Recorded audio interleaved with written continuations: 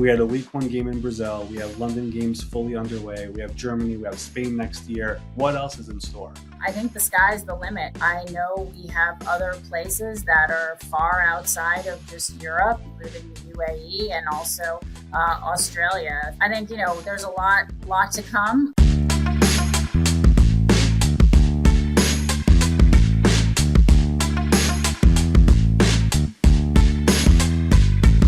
Joining us today here on NFL Spotlight, she has worked in the league for over 30 years, both with NFL teams and now in the league office. She's currently serving as the NFL's Chief Football Administrative Officer. She has played a very big role in the league's success and has even interviewed for GM positions as recently as this past year. It is Dawn Aponte. Dawn, thanks for doing this. How are you? Good morning, Ari. How are you? I am doing great, and it is great to have you on here because this is, like I said, it's the NFL Spotlight Show. We love spotlighting people in the league who truly deserve more recognition. And I've mentioned some of your accomplishments here at the start of the show before you joined, and there's really a lot. And like somebody even described you to me as a secret weapon here in the NFL. So how would you put into words what you do for the NFL now? And then we'll get into the entire journey hereafter. Sure. So in my current role, my responsibilities include oversight of game operations. That's domestic and international. We oversee integrity of the game compliance, club services. A lot of what we're involved in right now is the international expansion of regular season games. So lots of site visits in various cities and countries. In the off season, we tend to focus more on competition committee, review the data from the season, helps us inform rule changes, policy adjustments, and then just the general overall operational improvements. And then recently I took over player health and safety, which includes player protection, equipment standards, field surfaces, along with some other strategic initiatives and research efforts. So there's a lot there that you do, as the listeners here could tell. And the interesting part is, like you mentioned, you're working now here in the league office and you're doing all these different things. But the way this all started for you, Dawn, was you broke into the NFL in the 1990s with the New York Jets. I'm here from New York as well. And my boss, Mike Tannenbaum, of course, was there as well. How did that happen for you, where you started with a team? Was the goal always to work in sports with football? Like, how did this all start for you? Complete happenstance, really. I was actually an accounting major in college, and I was working for someone whose husband was the CFO of the Jets at the time, and just someone was going on maternity leave. And we're talking about 30 plus years ago, where actually interns were not really a thing in the NFL. So they asked me to come for a summer. They asked me back for the next summer. And while I was a senior in college, they actually called and asked if I'd be interested in a full-time position, which they created as a staff accountant. So that started my 15 years at the Jets, which was a great foundation for the next 15 plus. So you were there, obviously, you mentioned the 15 years there with the Jets, and there were many people in that building throughout the years. I mean, I mentioned Mike, Bill Belichick went through there, Bill Parcells was through there. There were many people there. Who are some of the, I guess, titans or mentors that you had throughout your course of your career early on who really helped you continue to climb the ladder here in the NFL? Yeah, I mean, I think you just mentioned a few of them. And I was really fortunate. And I think part of it was that I was young and in a position that, I was looking for guidance and sometimes advice and sometimes hearing things that I probably didn't want to hear, but I needed to hear. So a lot of the individuals you just mentioned, I mean, Scott Pioli was there. I work closely with JoJo Wooden, Brian Gain. So, some of them we kind of grew up more so together. Eric Mangini, who I subsequently connected again with in Cleveland. I've been really fortunate to work with really good people who I think what I tried to do was focus on what my responsibilities were at the time and then try to take on other projects or anything I could do after, as one told me there, I was told that your job is 8 to 5 and your career is before 8 and after 6. So that was really something that I took to heart and tried to do, stayed after hours, came in on the weekends, and working with Mike and Scott and others, that really helped me, I think, grow my career by getting those opportunities, and they gave them to me. So I attribute a lot of that to them. You mentioned how you started on the accounting side. I don't think there was even a salary cap in the NFL when you started with all this. Am I right on that? You're really dating me. That is correct. 19, yeah, I started in 91 and the cap was implemented in 1994. All So right. So, about all right. 34 million, I think, which it's now probably almost 200 million more 200. than that. Yeah, we're over 230 right now. So, like, looking at everything now, just thinking about it, like, I'm sure the accounting side of a team was not as big as it is now in the NFL. Are you like amazed at how many people care about just the salary cap and want to learn about it and understanding roster building and negotiations? Like, it used to be a real afterthought for most fans, but now it seems like there's real interest. Like, could you have ever imagined that actually happening here at Tower Game where so many people care about the thing you started with? Honestly, no, because when it was implemented and the way I got involved, Pat Kerwin was actually at the Jets at the time, and was able to get involved because nobody really wanted to be bothered with it. There were reports that needed to be run. There was compliance elements. It was almost, I'll use the word nuisance at the time, but really not the core function of what the football side really wanted to focus on, which was talent evaluation, player procurement, building the roster. And I think over time, as we've all seen, this has really become a key factor in building your roster and a lot of the strategic decisions that are made and how the whole composition of the roster makeup and decisions that need to be made. So, over the 30 years, I think it's really taken on a life of its own. And as we know, in and around the league, there are a lot of different people who are involved in the salary cap. Yeah, it's tremendous to see. Like sometimes whenever I just post news, like people are already commenting about how much salary cap space they save and how much cash they save. And I'm like, just thinking back like 10 years ago, like not many fans cared about that. But now all of a sudden it's become a real thing and it's pretty cool to see. You mentioned your time there, your rise over the years. You worked with the Jets, you were with Eric Mangini with the Browns. You spent 7 years with the Dolphins handling front office work and player contracts there in Miami. During that time, you also had baby twins. And as somebody who has a brother with twins, I know it's a huge blessing, but it's also like very, very challenging. How was it juggling all your work along with raising two little ones at the same time? So the good news is I had two before that. Okay. So they were 10 and 6 when my twins were born. So they were kind of built-in helpers, which was huge. I think just for me, the answer, and whenever anyone asks me that, is that, my greatest partner through all of this has been my husband.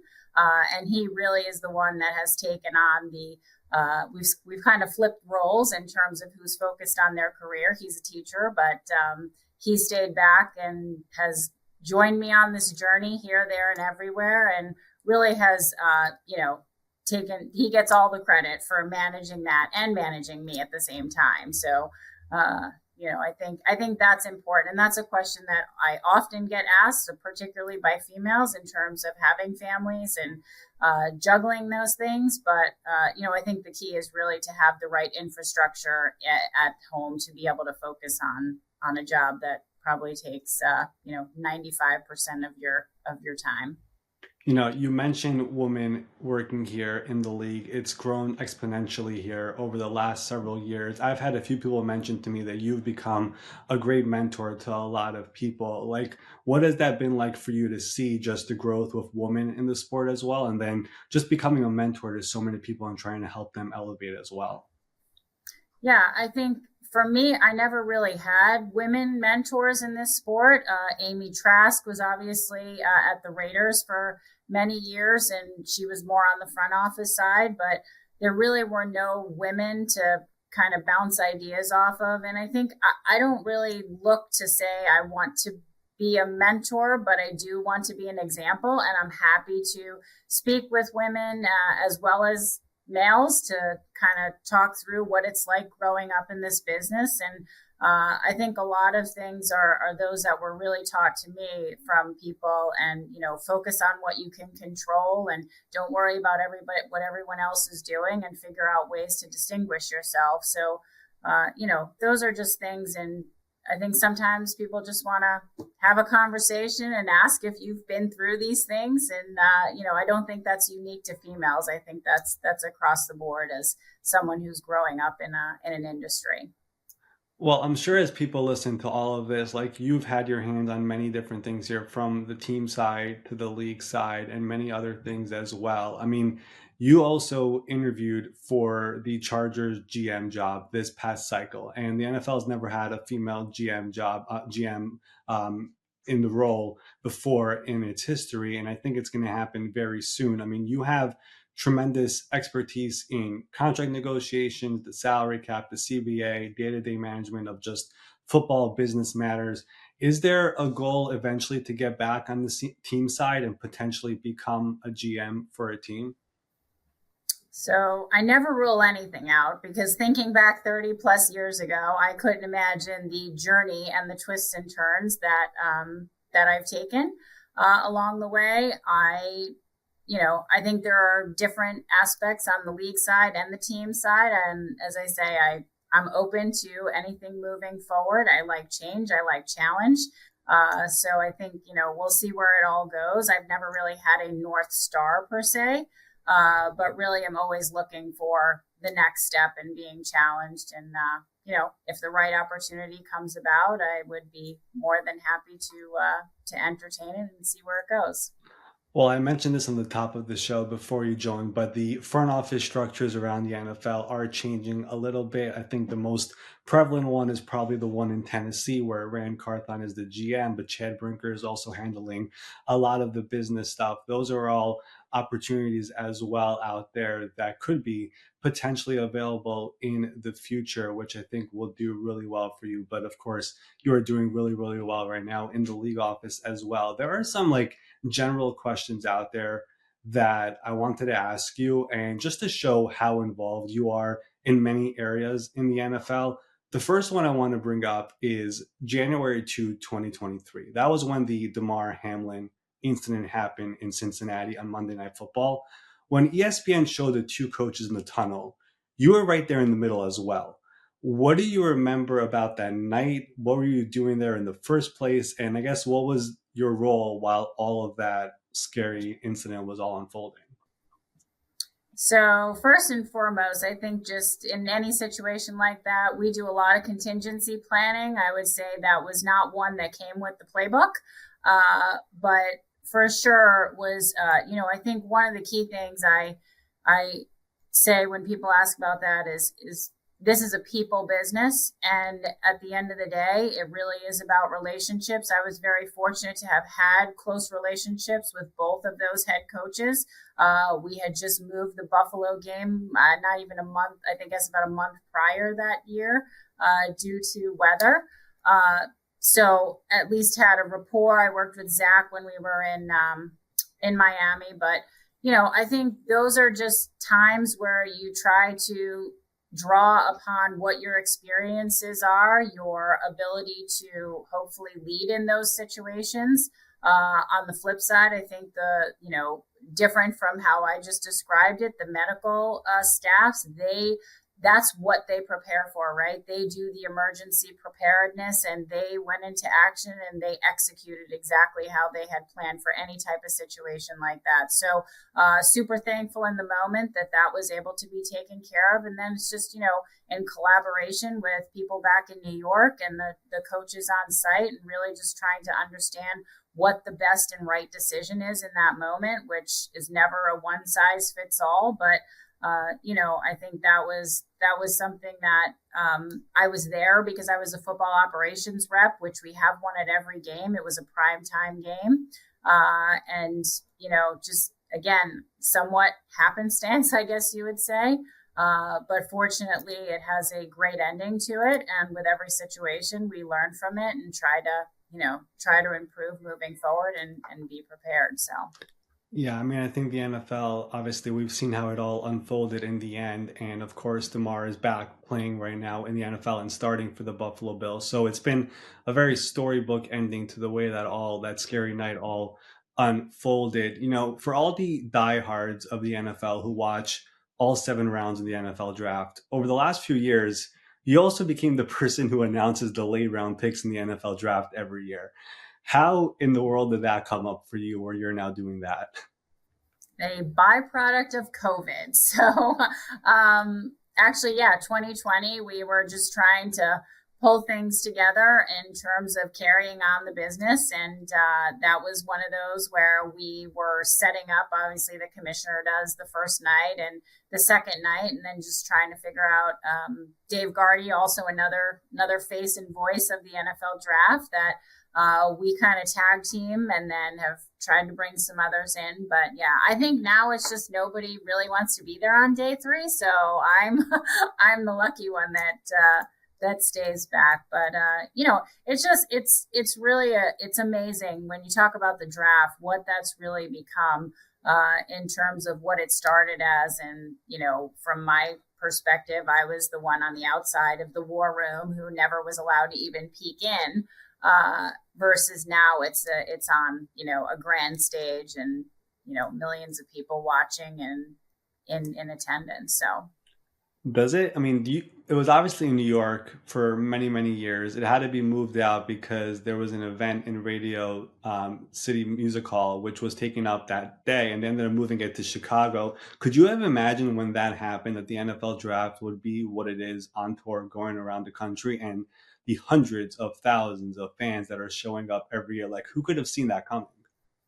not in a million years. I mean, I can even recall when it first happened being somewhat skeptical, and you're saying, okay, well, I guess it's moving for this year, then it became the next year, then it moved to Philly, and then I think the place where I was actually on site for the first time, because the previous years I was at a club still, was Nashville. And just looking down Broadway and seeing all of the people and all of the excitement around it was something that you just thought, wow, you couldn't imagine this ever being the case. But it's really grown and people love it, and it's great, I think, for the NFL to be able to do it. So Yep, and there are cities right now who are trying to get the NFL draft every single year. It's been incredible to see how this has all unfolded here over the last 10-ish years. Okay, a couple more things here before I wrap up. The NFL, of course, you mentioned the international efforts the NFL is having right now.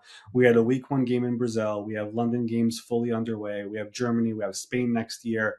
Mexico eventually comes back. The international expansion, you mentioned it, it's a bit in full force right now. Where do you see the NFL being from an international standpoint here in the coming years? Like, what else is in store? look, global expansion is clearly a key priority for the NFL. You've heard it from the commissioner on down. I think it's something that internally we're very bullish on. We want to ensure that we're able to play these games in places that, there's obviously a business component to it, there's a fan component, but there's also the football operational component, which we're very focused on. And I think that I think the sky's the limit. Things that we used to look at in terms of being barriers to being able to do it, I think Brazil has sort of crossed one more of those barriers. And I know we have other places that are far outside of just Europe and, both east and west of the United States, including the UAE and also Australia, things that are in conversation right now. So I think, there's a lot to come. I think that we are going to see, it used to be something where, a couple of teams were impacted, I would say, in terms of, or better said, involved in international games. And it's going to quickly expand to half the league. And then, down the line, I would not be surprised if we are talking about 16 games a year where pretty much every team will get an opportunity to play internationally.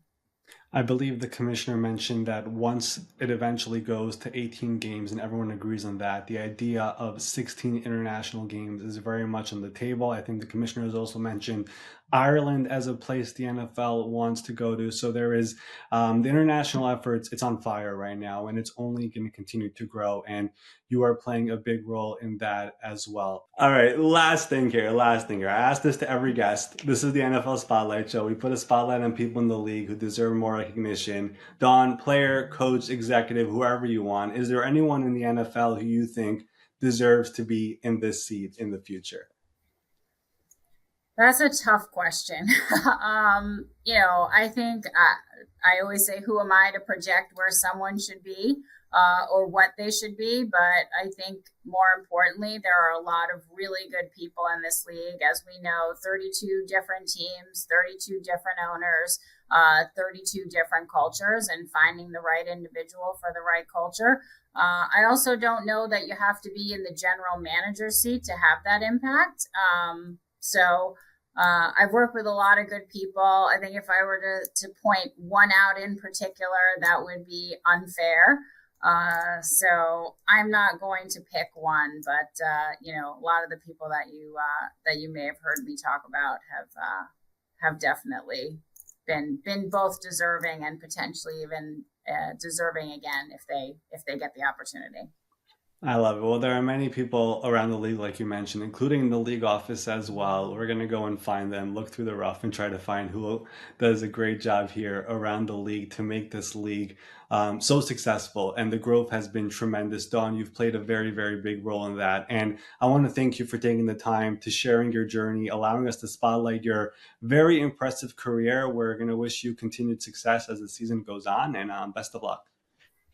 Thank you. Have a great day. Appreciate it. Special thanks to Don Aponte for joining us here on the show this week. That was the first time we ever went to the league office to get a spotlight guest. Of course, we've had many players, we've had executives, we've had coaches. She is the first one we've gotten from the league office. I think we will get more from there as well because the NFL is very successful. There's a lot of people who do a lot of work behind the scenes there in New York City in the league offices to make it all work. Dawn Aponte is definitely one of them, and she's been around for a very long time. And like I said in the interview, like I said before the show started in the intro, she is somebody who interviewed for a GM job in the past, has worked with NFL teams in the past, the Jets, Dolphins, and Browns. And she is somebody that if she wants to join a team, whether it's a GM or eventually with one of the other high-ranking positions, she is somebody who is definitely qualified and somebody who could definitely handle all those big decisions. So a special thanks to Dawn Aponte for joining us here and talking about her journey, all that she does, and all the great things she will continue to do for the NFL.